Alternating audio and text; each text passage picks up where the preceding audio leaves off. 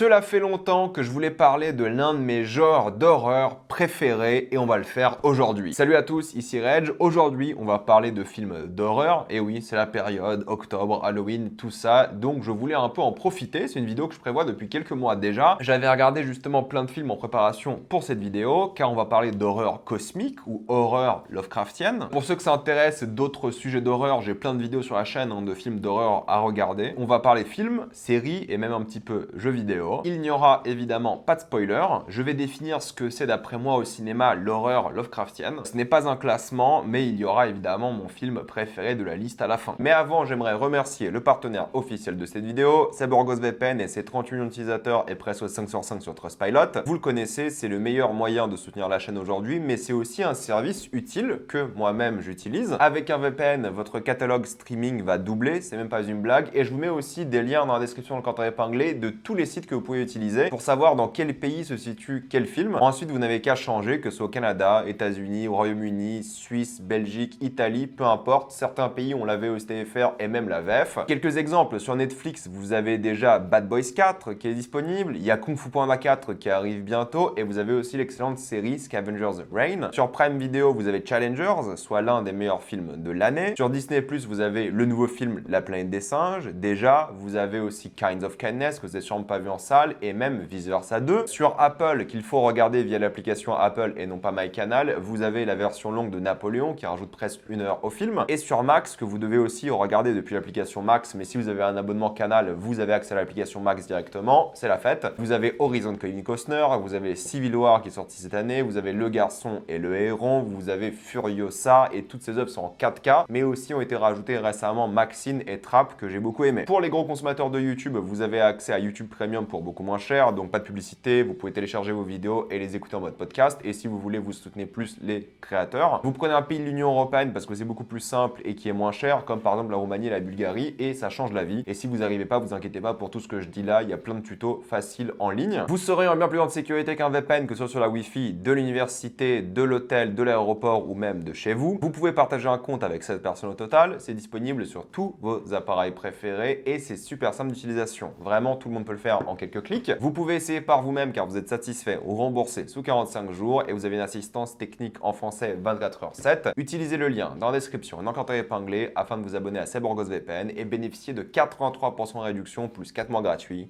Foncez sur l'offre. Pour commencer, je vais rapidement définir ce qu'est d'après moi l'horreur Lovecraftienne ou cosmique au cinéma. Et oui, ça vient de H.P. Lovecraft, l'auteur de livres d'horreur qui parlait beaucoup de cosmos. Et vous allez vite comprendre ce que je veux dire par là. Donc ça vient de lui, ce terme-là. C'est pour ça qu'on utilise horreur cosmique ou horreur Lovecraftienne. Les deux sont la même chose. Et pour faire simple, tout en précisant que tout le monde aura sa propre définition plus ou moins de ce que c'est, en général, c'est lié à une horreur qu'on ne peut pas comprendre. C'est l'incompréhension de la menace et même de l'univers, qui est généralement lié à une menace existentielle, que ce soit d'un point de vue presque métaphysique ou juste tout simplement physique par rapport à la destruction de l'être humain ou de l'humanité elle-même de chaque être humain. Parce que oui, la psyché elle-même des personnages qui subissent cette horreur cosmique est importante. C'est évidemment la peur de l'inconnu et ce qui est super important, c'est qu'en général, ça transcende ce qu'on peut comprendre, imaginer et les concepts physiques que l'être humain peut concevoir. Ça sera difficile de comprendre le cosmos de une, mais par rapport aux formes, aux couleurs, aux choses en général invisibles. Et c'est pour ça que ça marche très bien en livre. C'est qu'en livre, tu t'imagines des choses, mais au cinéma, il faut les montrer forcément. Plus ou moins, évidemment. Et donc, ça a toujours été ça. C'est quelque chose qui est tellement affreux, horrible, qu'on ne peut même pas le concevoir. Et c'est ça, l'horreur en soi. Et ça se traduit au cinéma de différentes manières. On va le voir dans cette vidéo. Mais forcément, vu que c'est des choses qui sont tellement choquantes, tellement transcendantes, ça va parler de santé mentale, ça va parler de folie, de la perte de soi qui est super importante et de son humanité, comme je l'ai dit. Mais ça va aussi un peu plus loin. Ça peut aller dans le parasitisme de corps étrangers, qu'ils soient physiques ou psychologiques, qui est lié donc à des transformations, encore une fois, mentales ou physiques. Donc il y a un côté très body horror à la chose aussi. Mais ça peut concerner par exemple des maladies. Et forcément, quand tu vas lier toutes ces thématiques qui sont plus grandes que notre appartenance sur la Terre ou la galaxie, il y a quelque chose par rapport à l'univers et forcément par rapport à la religion qui va remettre en question les dieux, qui va remettre en question les croyances les plus communes et qui va souvent mener à des sectes qui vénèrent ou les anciens dieux du cosmos ou d'autres choses qu'on va évoquer en vidéo. Mais encore une fois, ça c'est ma définition à moi par rapport aux films que j'ai lus et on va en parler. J'ai trié les films en plusieurs catégories. Premièrement, les films que je considère vraiment Lovecraftiens pour le coup, des films qui ont des thématiques Lovecraftiennes qu'on pourrait plus ou moins considérer comme Lovecraftiens, ça sera à la décision de chacun. Les séries et les jeux vidéo, on va commencer avec un film plus précisément que moi j'aime bien, qui est peut-être pas le meilleur du monde, mais c'est Event Horizon, le classique entre guillemets de science-fiction. C'est pas le plus grand film parce que c'est un film réalisé par Paul W.S. Anderson, mais ce que j'aime bien, c'est quand même l'ambiance. En gros, c'est l'histoire d'un équipage qui va rejoindre l'Event Horizon, un vaisseau qui faisait des expériences scientifiques qui ont mal tourné. Pourquoi est-ce qu'elles ont mal tourné? Je vais pas vous le dire ici, mais le vaisseau a été abandonné et cet équipage va devoir enquêter sur ce qui s'est passé et évidemment, il va se passer des choses très bizarres dans ce vaisseau. Les membres de l'équipage vont commencer à perdre la tête progressivement et ils vont avoir des visions d'un monde complètement différent. Je vais pas trop en révéler non plus de ce point de vue-là, mais c'est un peu ça la force d'Event Horizon, c'est l'ambiance générale, c'est les images chocs et glaçante que vous n'allez jamais oublier d'une chose très précise. Et je trouve qu'en termes de film d'horreur, de mystère, il s'en sort plutôt bien. Et moins vous en savez, mieux c'est. Mais il y a plein de moments qui sont d'après moi assez iconiques, assez réussis. C'est le meilleur film du réalisateur. Bon, après, vu le réalisateur, c'est pas très compliqué. Mais si vous aimez les films de science-fiction qui n'ont pas forcément de monstres, mais qui vont juste plonger plusieurs personnes dans la folie à cause de quelque chose de très précis, de l'hubris de l'homme en général qui tacle des choses religieuses et métaphysiques, vous allez bien aimer celui-ci. C'est pas un grand film d'après moi, mais c'est très divertissant, ça vaut clairement le détour et ça représente bien ce qu'on peut s'imaginer dans l'horreur cosmique Lovecraftienne dans le monde de la science-fiction. Ensuite, nous avons le film The Empty Man qui divise pas mal tout de même, mais que je peux quand même conseiller. Pour faire simple, le film commence avec une expédition au Népal qui tourne mal lorsque quelqu'un découvre une sorte de statue très étrange. Cette statue-là va faire poser plein de questions à différentes personnes, dont un enquêteur dans une ville aux États-Unis qui va voir plusieurs choses très étranges se dérouler aussi dans sa ville et liées potentiellement à cette statue. Du coup, il va commencer une enquête qui va le mener dans plein de directions différentes, encore une fois très métaphysique, très religieuse, et c'est donc, je crois, un film assez long quand même, 2h20 si je dis pas de bêtises, d'une enquête d'un homme qui essaie de trouver la vérité, et ça va aller assez loin. Je pense qu'il épouse le concept du début d'une histoire Lovecraftienne, et en théorie, tu aurais pu faire une suite à ce film, parce qu'il y avait des choses à développer, et ça a créé un univers, je trouve, de manière assez intelligente. Encore une fois, c'est pas un grand film, mais je l'ai quand même trouvé très divertissant, et le début, pour le coup, est génial, et il a marqué beaucoup de personnes. D'ailleurs, beaucoup de personnes sont énervées que la suite du film, après le début, qui est génial, ne soit pas au même niveau. On est d'accord que c'est pas le même délire, et t'as envie d'explorer l'univers du début du film, mais pour ce qu'on a là, honnêtement, ça vaut le détour si vous aimez ce genre d'histoire. Ensuite, nous avons le film Color Out of Space, et ce qui est intéressant, c'est qu'il y a beaucoup de films de cette liste qui sont inspirés d'œuvres de Lovecraft, qui sont des adaptations. Ce film-là en est une, par exemple. C'est l'histoire d'une famille qui se retrouve paisiblement, si mes souvenirs sont bons, dans une sorte de ferme, et d'un coup, il y a une couleur étrange, une couleur en théorie qui n'est pas du tout visible par l'être humain, qui n'a jamais été vue auparavant, une couleur unique qui contamine au fur et à mesure la ferme. Et ce qui est intéressant, c'est que la contamination va se faire d'un point de vue physique de une, mais aussi psychologique, et en termes de body horror, en termes de fun, horreur assumée, gore, qui va assez loin, et bien moi j'ai adoré. Encore une fois, c'est pas un grand film, mais c'est tellement divertissant. Nicolas Cage, il a une performance complètement folle, classique Nicolas Cage, assez mémorable, parce que mine de rien, tu t'attaches au personnage, tu t'attaches à l'ambiance, qui est vraiment réussi, t'adores tout le concept de la couleur, et je trouve qu'ils ont réussi clairement l'idée du film, cette horreur Lovecraftienne qui contamine plusieurs choses, j'ai pas envie de trop en révéler, mais clairement vous allez vous en rappeler pour l'imagerie. En général, tous les films que je cite là sont pas flippants, ils sont pesants et tout pour l'ambiance, mais ils sont pas forcément flippants en mode jumpscare ou autre, ou juste angoissants d'un point de vue vraiment de panique. C'est pas le but de ces films, le but de ces films c'est un peu de choquer par rapport aux thématiques et à quel point ça va loin. Et celui-ci fait un bon travail. Ensuite nous avons The Endless, que j'ai envie de conseiller aussi, qui est un film beaucoup plus fauché que les autres, c'est un budget assez ridicule, ça fait partie plus ou moins d'une trilogie, mais vous pouvez le regarder de manière indépendante parce que c'est le plus Lovecraftien de l'œuvre. C'est l'histoire de deux frères, un qui a quitté une secte, mais qui décide de retourner au milieu de la Californie, revoir les gens de cette secte, car eux sont coincés dans cette secte, et ils sont coincés à cause d'une raison très très précise, et il y a tout un aspect par rapport au ciel, au temps, d'où le nom de The Endless, qui va être assez fascinante. Alors oui, c'est fauché, c'est pas toujours très bien joué, mais il y a plein d'idées, je trouve, scénaristiques, plein d'idées aussi de mise en scène, qui rend le film assez divertissant, tu sais pas dans quelle direction ça va aller, et il y a plein de petites histoires, de plein de petits personnages qui font un peu comprendre cette ambiance Lovecraftienne avec des forces métaphysiques qui sont incompréhensibles pour les humains. Donc il n'y a pas forcément de body horror ou autre, mais c'est par rapport au mystère, par rapport à ce qui se passe, et c'est ça qui va être assez scotchant. C'est un bon film aussi, alors je sais que tout à l'heure je dis que c'est pas des grands films, mais parfois il y a des films intéressants, avec des concepts qui sont mémorables, et je pense que celui-ci en fait partie. Celui-ci je vais aller un peu plus vite parce que vous le connaissez, mais c'est The Mist qui a marqué beaucoup de personnes, surtout par rapport à sa fin. The Mist, c'est l'histoire d'une ville qui se fait envahir par des créatures très étranges, et beaucoup de personnes vont devoir s'enfermer. Si je dis pas de bêtises, parce que ça fait longtemps que je l'ai pas vu ce film-là, c'est dans un supermarché, et encore une fois, c'est pas un grand film, mais il y a toutes les thématiques que vous voulez, par rapport à la religion, par rapport aux créatures cosmiques,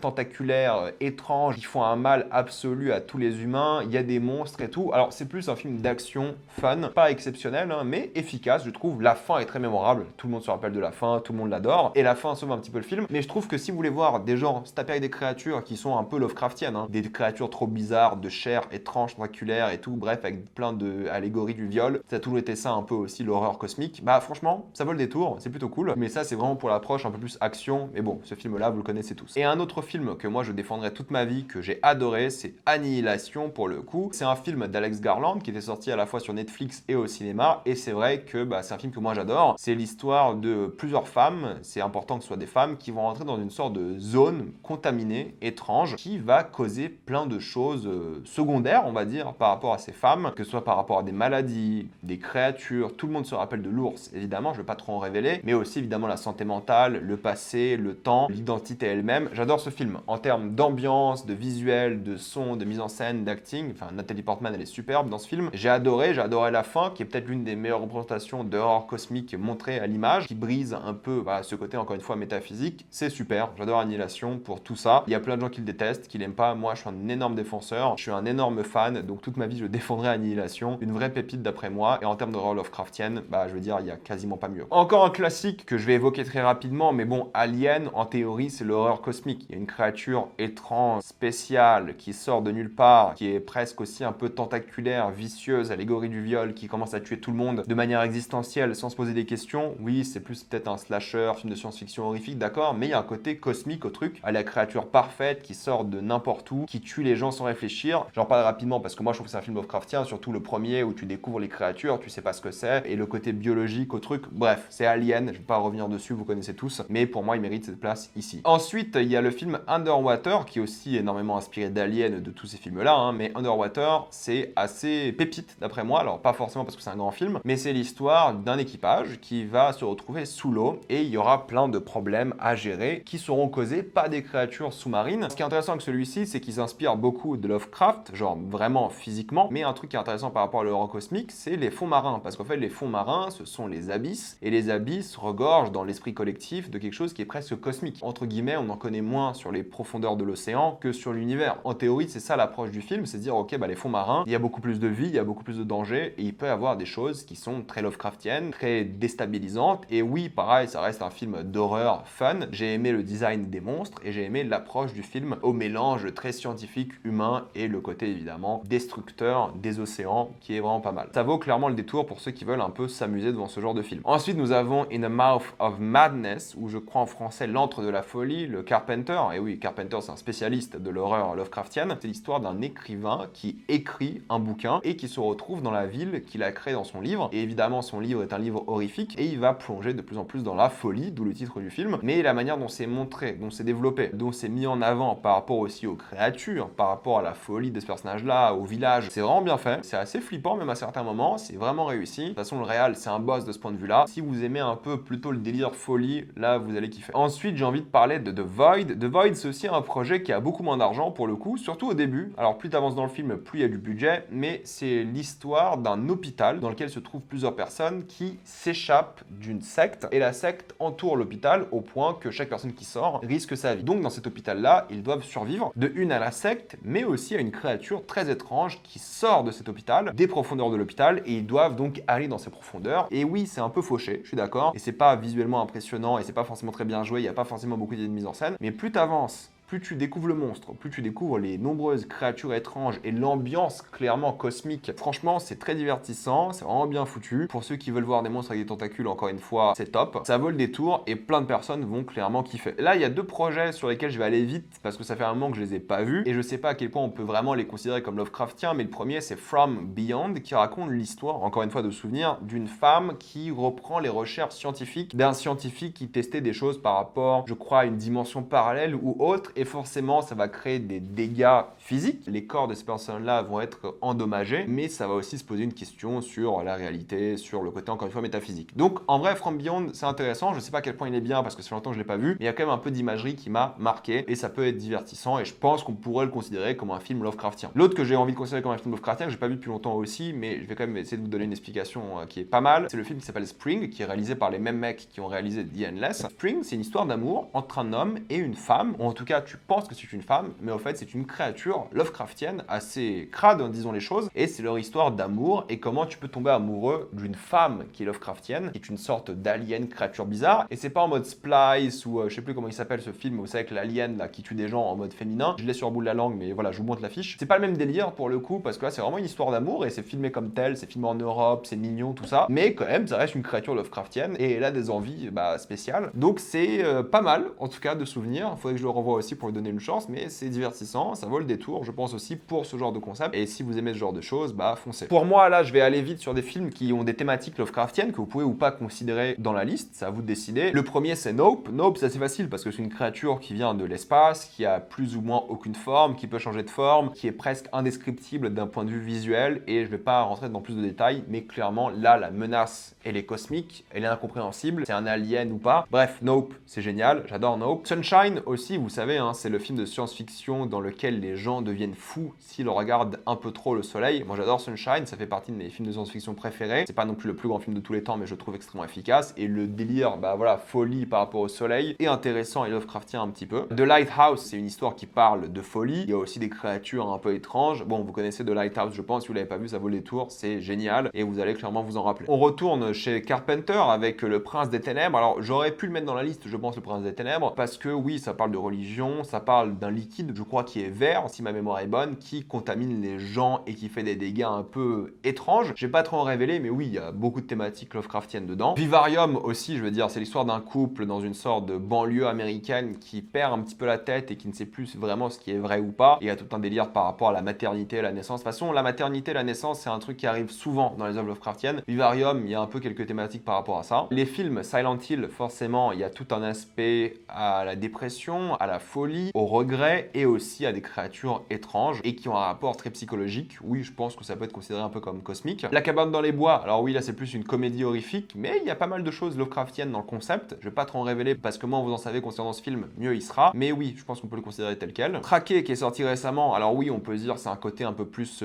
alien, science-fiction horrifique, mais en réalité, il y a aussi un délire par rapport à la contamination, par rapport à la chasse qui est intéressant et à la menace qui vient du ciel. Le rituel aussi, évidemment, c'est des gens qui sont perdus dans la forêt et des choses bizarres se passent au point où ils perdent la tête. Pareil, il y a des choses pas mal de ce point de vue-là. Possession, classique de film d'horreur. De toute façon, vous avez vu, Sam Neill, il est dans cette vidéo de nombreuses fois. C'est un spécialiste de l'horreur Lovecraftienne. Ça parle évidemment d'une femme qui va commencer à voir des choses étranges et ça va aller très très loin. C'est un classique de film d'horreur, ça vous devez le voir. Reanimator, je crois que pareil, ça fait partie de ces œuvres qui sont adaptées de Lovecraft, si je dis pas de bêtises. Il y a un côté très scientifique, body horror à la chose, qui peut être Lovecraftien pour ceux que ça intéresse. Under the Skin, là, ça va assez loin dans le délire chasse, alien, cosmique, c'est intéressant. C'est spécial pour le coup, mais regardez-le, c'est une expérience unique qui vaut le détour. Evil Dead aussi, il y a des thématiques un petit peu Lovecraftiennes tout de même, soyons honnêtes, même si c'est pas non plus hyper poussé. Necronomicon aussi, une adaptation connue de Lovecraft qui a le droit à son film. Moi, c'est surtout un film que j'aime pas des masses, faudrait que je le revoie aussi pour lui donner une deuxième chance, mais oui, il y a plein de créatures bizarres, plein de gens qui perdent la tête. Bon, c'est un peu un classique dans le genre du bouquin. En tant que film, pour moi, je le trouve pas si marquant que ça. L'échelle de Jacob, voilà, c'est l'histoire d'un homme qui vit avec son traumatisme de la guerre du Vietnam, et il y a plein plein de retournements de situation par rapport à ça qui sont intéressants et qui valent le détour d'après moi. Et il y a quand même quelques éléments Lovecraftiens dedans par rapport surtout à la santé mentale. Hellraiser, bon classique, hein, dès qu'il y a des dimensions genre infernales avec des créatures qui viennent d'un autre univers, d'une dimension, il y a un côté Lovecraft et Hellraiser, surtout le premier, vaut le détour. Mad God, forcément là t'es littéralement aux enfers et il y a des créatures très glauques et bizarres et il y a beaucoup de body horror et plein de trucs. C'est une expérience unique. Est-ce que c'est excellent? Je sais pas, mais c'est unique. Cloverfield aussi, voilà, gros alien qui arrive, on sait pas d'où, comment, qui infeste les gens, qui attaque. Bon, c'est plus action, mais il y a un truc un peu Lovecraftien à la chose. Pandorum, moi je trouve que c'est un gros film de merde, mais oui, en théorie, c'est un peu une sorte d'alien du pauvre. Pourquoi pas pour ceux qui s'intéressent, voir des créatures qui tabassent des gens dans un vaisseau. Bird Box, en vrai, moi je trouve que c'est merdique aussi, mais il y a tout un aspect Lovecraftien parce que les gens qui vivent dans ce monde voient quelque chose. On sait pas ce que c'est jamais montré, et cette chose-là les oblige à se suicider. Donc c'est très Lovecraftien dans l'idée parce qu'à chaque fois que des gens dans l'univers de Lovecraft voient des créatures ou autres tellement fortes, leur esprit explose entre guillemets et doivent perdre la vie. Mountains of Madness, ou les montagnes hallucinées, je crois en version française, une histoire très connue de Lovecraft, mais malheureusement le film ne s'est jamais fait. Et oui, je suis désolé, c'est Guillermo del Toro qui devait le faire à l'époque. Il a diffusé une seule image d'un prévise et ça avait l'air génial, mais le film s'est jamais fait et ça c'est triste. En termes de série, on pourrait considérer Tchernobyl comme un peu cosmique. Vous savez, l'uranium, c'est un peu une maladie et à la fois une menace invisible, destructrice, et il y a un côté body horror à la chose. Mais bon, c'est pas non plus Lovecraft, comprenez-moi bien. True Detective aussi, en soi, il y a une vibe un peu Lovecraft, surtout la première saison, avec ces meurtres, les gens qui perdent un petit peu la tête, les valeurs des humains qui sont bafouées et la perte d'humanité. Il y a un petit truc. Le cabinet des curiosités, évidemment, il y a des épisodes qui sont clairement inspirés ou adaptés, je crois, de Lovecraft. Donc là, vous allez avoir des choses très Lovecraftiennes de base, mais bon, c'est pas tous les épisodes, vu que c'est une série d'anthologie. De même pour Love, Death and Robots, il y aura des épisodes qui sont clairement du Lovecraft, pour pas dire que c'est pompé de Lovecraft. Pour le coup, il y en a qui sont vraiment bien, et pareil, c'est anthologique. From, il y a un truc Lovecraftien, la chose, avec des créatures qui attaquent la nuit, qui ne peuvent pas rentrer dans les maisons, qui sont représentatifs des humains déjà tués. Il y a un truc par rapport à ça qui est pas mal, et les gens qui perdent la tête aussi, forcément. Je n'ai pas vu de terror pour le coup, donc je peux pas vous dire à quel point c'est Lovecraftien ou pas, mais apparemment ça l'est, et je sais que je dois regarder au moins la première saison. Et Lovecraft Country, je n'ai pas vu non plus, ce qui est paradoxal pour une vidéo qui s'appelle Lovecraft, mais voilà, je l'ai pas vu parce qu'apparemment c'est pas excellent et que le côté Lovecraft est pas si bien développé que ça. En termes de jeux vidéo, bon, j'ai cité Silent Hill, mais forcément le jeu vidéo Silent Hill ça fonctionne aussi. Dead Space, vu que c'est pompé de films comme Alien, Event Horizon, bah Dead Space c'est clairement Lovecraftien et de l'horreur cosmique pure et dure, mais en mode action. Amnesia, pareil, il y a une sorte de menace presque invisible ou de la folie. Bref, c'est assez spécial et unique et flippant. Dredged, pour le coup, là c'est complètement différent, c'est un jeu de pêche, mais dans un univers Lovecraftien avec des créatures Lovecraftiennes et tout. Moi j'ai beaucoup aimé ce jeu, j'ai trouvé très divertissant. Ça vaut le détour si vous aimez ce genre de choses et si vous aimez un peu les créatures étranges. Et évidemment, le jeu ultime Lovecraftien, c'est Bloodborne. Bloodborne, c'est tout ce que vous voulez de Lovecraft, hein, des créatures tentaculaires, bizarres, du body horror, de la violence, de l'horreur tout simplement, des choses flippantes, une ambiance hyper glauque, des créatures cheloues, des dieux du cosmos, il y a tout ce que vous voulez. Ça parle de maternité, enfin bref, il y a tout. Bloodborne, c'est le jeu ultime Lovecraftien. Si vous aimez Lovecraft, c'est vraiment le jeu qu'il faut essayer. Et c'est aussi l'un des plus grands jeux de tous les temps. Donc forcément, faut l'essayer. Mon film préféré Lovecraftien, bah vous le connaissez, hein, c'est aussi mon film préféré d'horreur de tous les temps, c'est The Thing, aussi de Carpenter.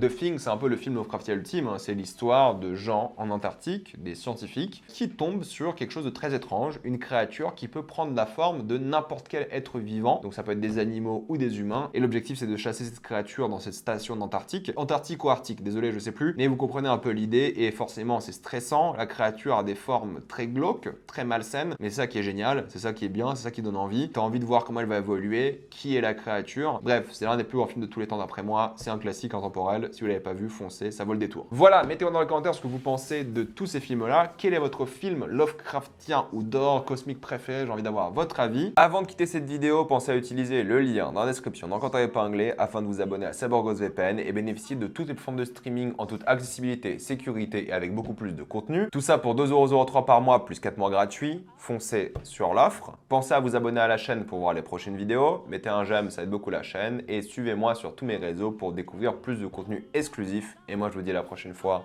Salut à tous.